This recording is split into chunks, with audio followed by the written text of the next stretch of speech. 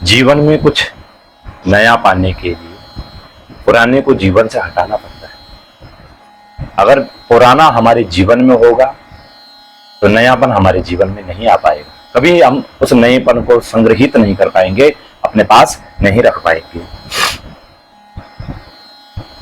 कैसे? जैसे हम बाल्टी में पानी भरते हैं, पानी भर गया, बाल्टी भर गई। अब अगर बाल्टी में और पानी भरना है, नया पानी भरना है, तो उस बाल्टी को पहले खाली करना पड़ेगा। अगर बाल्टी खाली नहीं होगी तो उसमें नया पानी नहीं भरा जाएगा।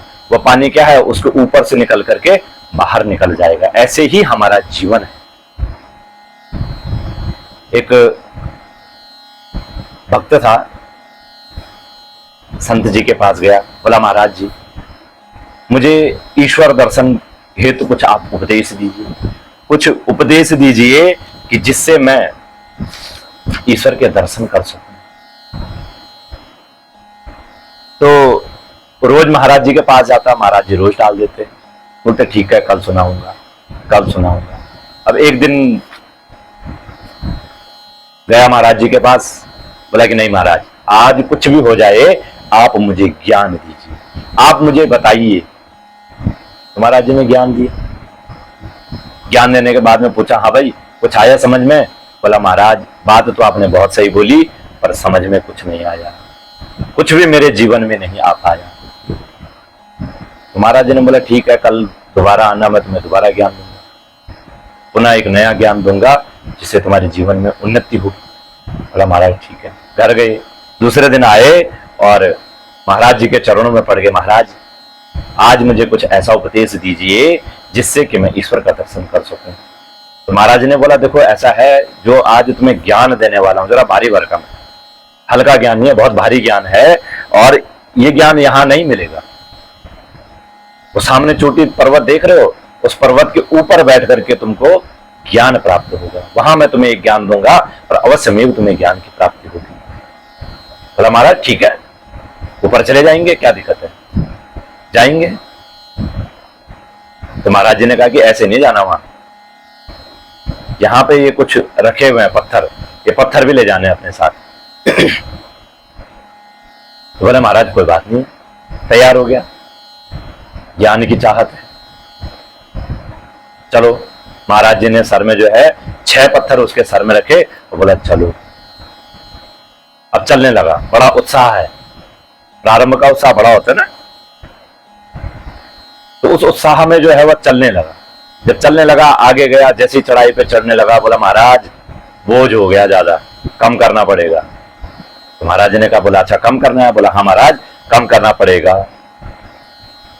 तो महाराज ने एक पत्थर हटा दिया, फिर थोड़ा सा बोझ हल्का हुआ तो चलने लगा, आगे आगे चलने लगा। तो फिर थोड़ी देर बाद रुक गया, बोला महाराज भारी हो गया, फिर से कम करो।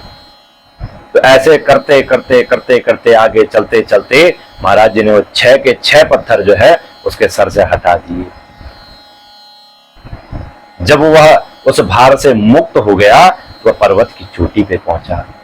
पर्वत की चोटी पे पहुंचा तो महाराज जी ने कहा कि देखो अब तुम्हें ज्ञान दिया जाए।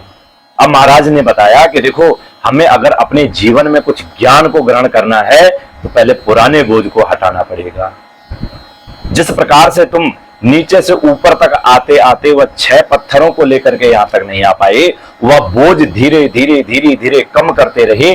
जब तुम संपूर्ण रूप से भार मुक्त हो गए तब तुम यहां पहुंचे हो। उसी प्रकार से अगर जीवन में ज्ञान को ग्रहण करना है, ज्ञान पाना है, तो वह 6 भार को तुम्हें जीवन से हटाना पड़ेगा। वह 6 भार कौन से हैं? काम, क्रोध, लोभ, मोह, मद और मत्सर। ये 6 भारों से जो है मुक्त होना पड़ेगा। जब तुम 6 भारों से मुक्त हो जाओगे अवश्यमेव तुम्हें ज्ञान की प्राप्ति होगी, अवश्यमेव तुम जो है ज्ञान को ग्रहण कर पाओगे। लेकिन जब तक तुम्हारे जीवन में यह भार रहेंगे तब तक तुम आगे नहीं बढ़ पाओगे, तब तक तुम्हें कुछ भी ज्ञान प्राप्त नहीं होगा। ठीक उसी प्रकार से अगर बाल्टी में नया पानी भरना है तो पहले बाल्टी को खाली करना पड़ेगा, अन्यथा वह जल प्रवाह बहता रहेगा, बाहर निकल जाएगा, लेकिन बाल्टी में वह जल संग्रहित नहीं हो पाएगा, उसको बाल्टी में जो है वह पानी इकट्ठा नहीं हो पाएगा। इसलिए अगर ज्ञान को ग्रहण करना है तो पहले अपने भार को मुक्त करो, तब जाकर के तुम ज्ञान को ग्रहण कर सकते हो।